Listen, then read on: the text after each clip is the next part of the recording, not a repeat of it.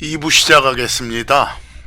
1부에서 말씀드렸듯이 이 계획이란 단어 대신에 하나님에 대해서 말씀할 때는 모략이나 계략 등등의 이상스러운 단어는 입에 담지 말자. 사람한테는 쓸 수 있지만요. 자, 하나님의 계획은 모든 계획이 다 성경에 나와 있다고 했습니다. 누구든지 성경을 읽을 때 그걸 깨달을 수가 있죠. 그래서 2부에서는 우리를 향한 하나님의 계획들이 무엇일까? 즉, 하나님은 우리를 향한 미리 정하신 계획들 중에서 우리한테 가장 분명하게 제시해 주신 것은 예수 그리스도를 통한 구원입니다. 이 그리스도께서 십자가에서 죽으신 것은 우리가 섬기는 삼위일체 하나님, 세 분 한 하나님이죠. 이 하나님이 미리 세워두신 그런 계획이었습니다.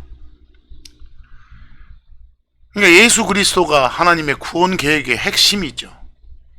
이 계획을 받아들인 사람들한테는 그 사람들이 가지게 될 영원한 생명, 그거 역시 하나님의 계획에 따른 겁니다.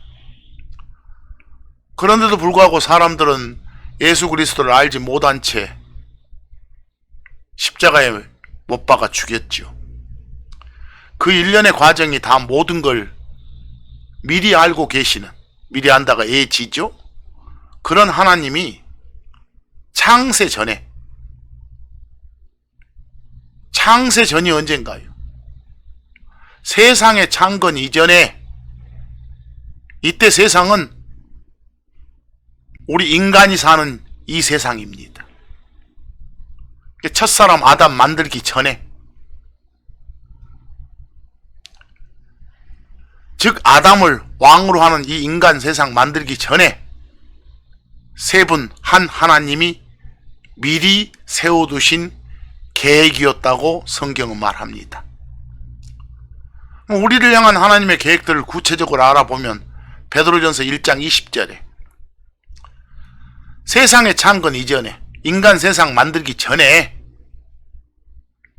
미리 정했었다. 즉 그때 세운 계획이 있었다. 그 계획의 내용이 뭐였다? 이 마지막 때에, 이때 너희는 우리도 포함됩니다. 우리를 위해 드러나시기로, 나타나시기로요. 하나님이신 예수님께서 사람이 돼서 이 세상에 나타나시기로 그 말입니다. 그게 다 계획된 거다 그 말입니다. 참고적으로 성경에서 이 마지막 때란 말이 나오면 2000년 전에 예수님 그 첫 번째 오실 때부터 앞으로 예수님 다시 오시는 그때까지 기간들을 통틀어서 마지막 때라고 합니다. 초림과 재림 사이가 마지막 때다라고 성경은 말합니다. 결국은 이 마지막 때에 2000년 전에 우리 인간들을 위해 예수님이 사람으로 나타나시기로 한 거 다 인간 세상 만들기 전에 세워두셨던 계획이었다. 계획의 다른 표현이 뭐였습니까? 예정이고 작정이었죠. 같은 말이에요. 같은 개념의 다른 표현이니까.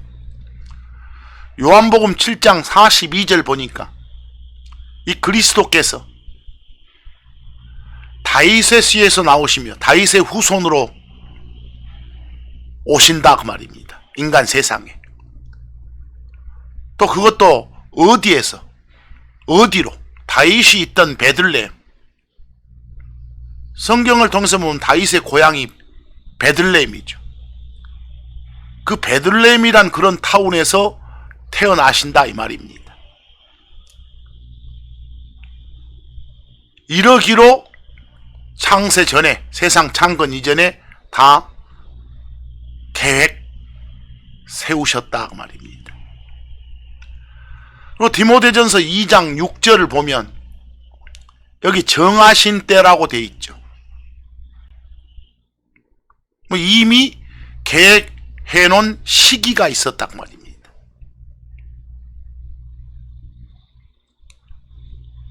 뭐가 계획되어 있었다? 모든 사람을 위한, 일부 몇 사람이 아니라 모든 사람입니다. For all입니다. 모든 사람을 위한. 어떤 종파처럼 미리 하나님이 정해둔 몇 사람만을 위한이 아닙니다. 모든 사람을 위한 대속물로, 대신 속죄물로 자신을, 하나님이신 예수님이 당신의 몸을 주셨느니라 라고 되어 있습니다. 죽었다 그 말입니다. 예수님이 사람으로 오셔서 계획된 때에 죽는 것도 이미 예정돼 있었다, 계획돼 있었다 이 말입니다. 좀 더 구체적인 표현이 로마서 5장 6절에 나와 있죠. 그리스도께서, 예수 그리스도께서 정하신 때가 되어 경건치 아니한 자들, 경건치 아니한 자들이 바로 다른 표현으로 죄인들입니다. 아담의 후손으로 태어난 우리 인간들입니다. 그런 사람들을 위해서, 그런 사람들 대신해서 대신 속죄물로 죽으셨다. 언제 죽기로, 언제 태어나기로, 어디서 태어나기로, 무슨 목적으로 인간이 되어 오기로 다 미리 정해져 있던 것이다.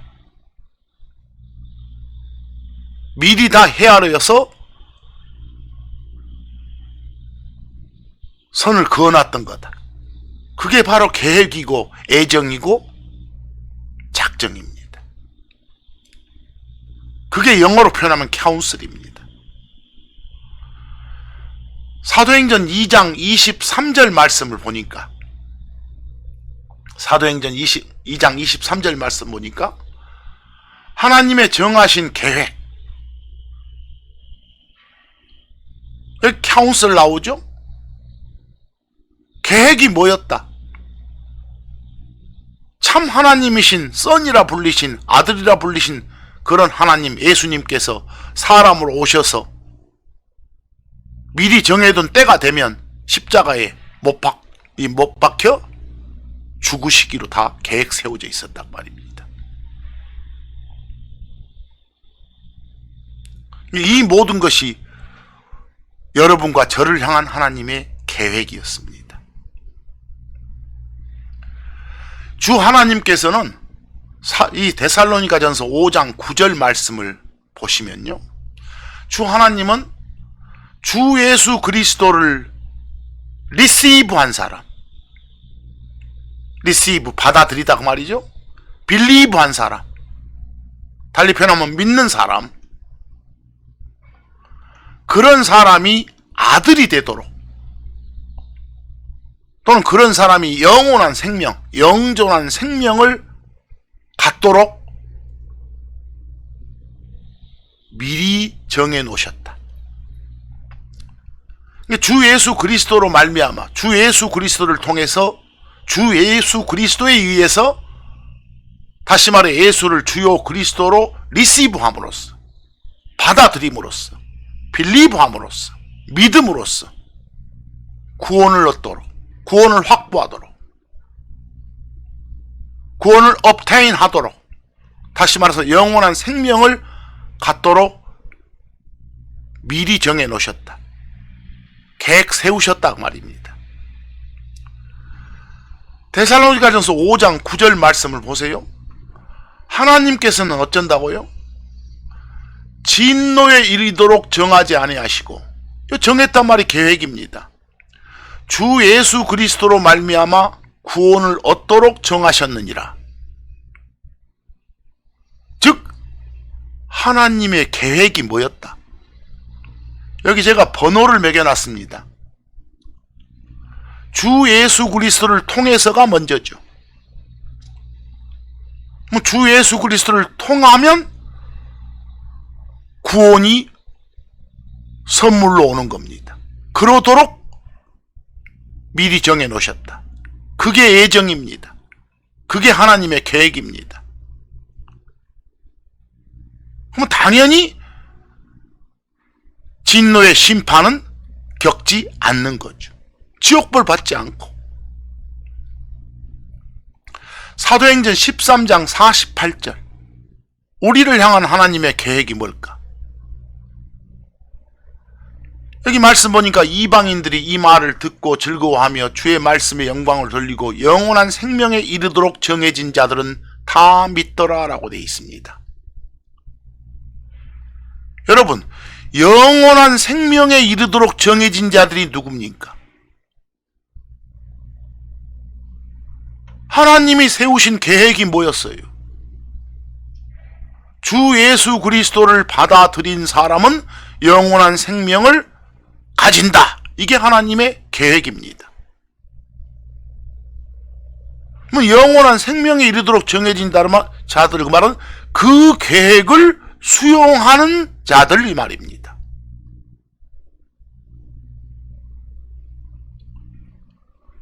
그런 자들이 다 듣고 믿고 영원한 생명을 갖게 됐다 이 말씀이에요.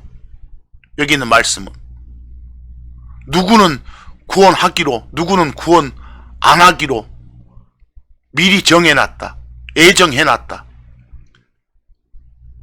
이런 엉뚱한 교리를 가지고 엉뚱한 논리를 펴는 자들이 있어서는 안 됩니다. 주 하나님의 구원에 관한 계획의 내용을 마음으로 받아들인 사람들, 듣고 받아들인 그런 사람들은 영원한 생명에 이르도록 계획되어 있는 자들입니다. 요한복음 3장 15절. 누구든지 그 주 예수 그리스도를 믿는 사람, 받아들인 사람, 빌리브 한 사람은 영원한 생명을 가지게 돼 있다. 소유하게 돼 있다. 이게 다 미리 정해진 것이다. 인간 세상 만들기 전에 세 분 한 하나님께서 정해놓으신 계획들이다 말입니다. 이것들이 다요.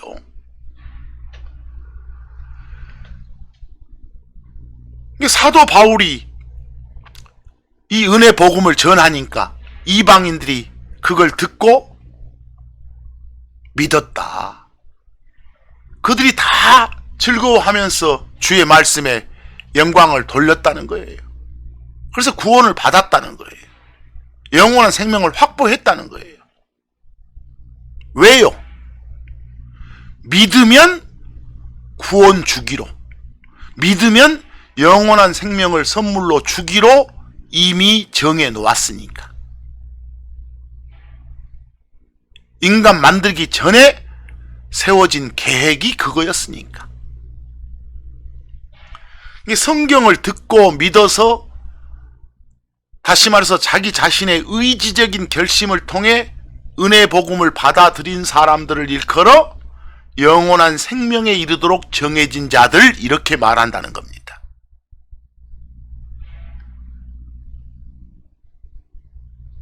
영원한 생명에 이르도록 미리서 하나님이 정해준 자들이 있었다라고, 그런 사람들이 나중에 믿었다 이렇게 하면 거꾸로 뒤집히는 거예요.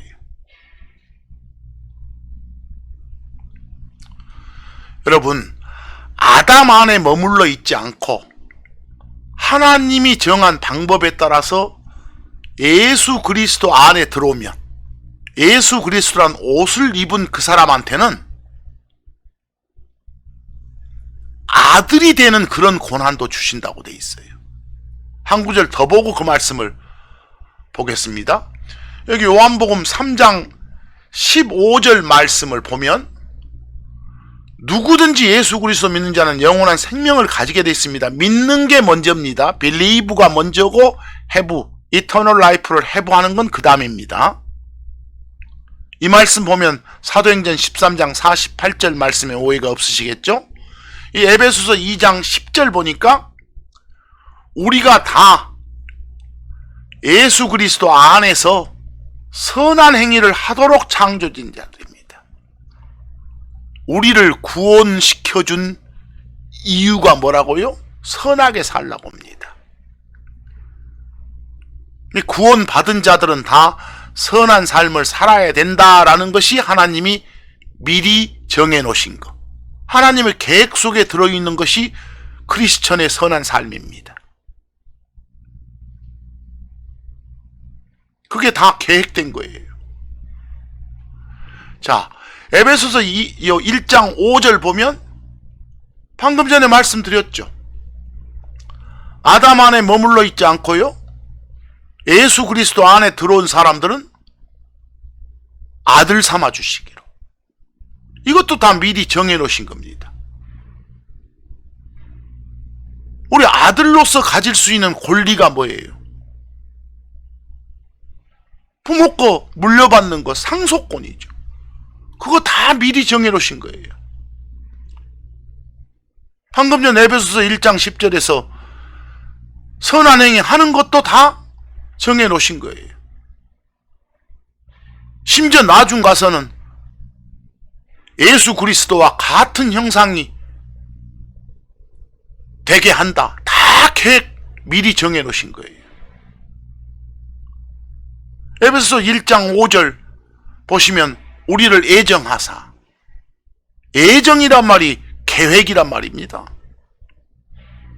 우리를 향한 계획이 뭐예요? 예수 그리스도를 통해서, 예수 그리스도 밖에 있으면 안 되고 예수를 주요 그리스도로 받아들여서 예수 그리스도라는 옷을 입으면, 예수 그리스도 안에 들어오면 당신의 아이로 입양, 아들 삼아 주시기로, 이 말입니다.